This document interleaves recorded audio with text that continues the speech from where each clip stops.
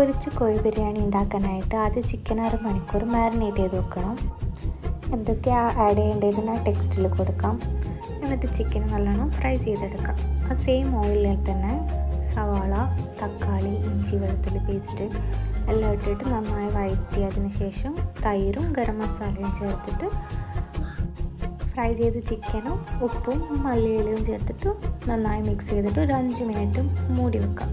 Masala ready. ഇനി ചോറുണ്ടാക്കുന്നതിനായിട്ട് കുറച്ച് നെയ്യും ഓയിലും കൂടിയിട്ട് ഒരു പാനിലിട്ട് ചൂടായാൽ തിന്നായി കട്ട് ചെയ്തിട്ടുള്ള ഒരു സവാള ഇട്ടിട്ട് പൊരിച്ച് മാറ്റി വെക്കാം. അതിലേക്ക് ഹോൾ സ്പൈസസ് ചേർത്തിട്ട് ആവശ്യത്തിന് അരി വേവാനുള്ള വെള്ളം ഒഴിച്ചിട്ട് അടച്ചു വെക്കാം. തിളച്ച് വരുമ്പോൾ അരി ചേർത്ത് കൊടുക്കാം. ഒരു 10 മിനിറ്റ് മീഡിയം ടു ലോ ഫ്ലെയിമിലിട്ടിട്ട് കുക്ക് ചെയ്തെടുക്കാം. അപ്പോൾ ഗീ റൈസ് റെഡി ആയി. എന്നിട്ട് മസാലൻ്റെ മേലെ ചോറ് ഇട്ട് കൊടുത്തിട്ട് സാധാ ദം ചെയ്യുന്നത് പോലെ ദം ചെയ്തെടുക്കാം.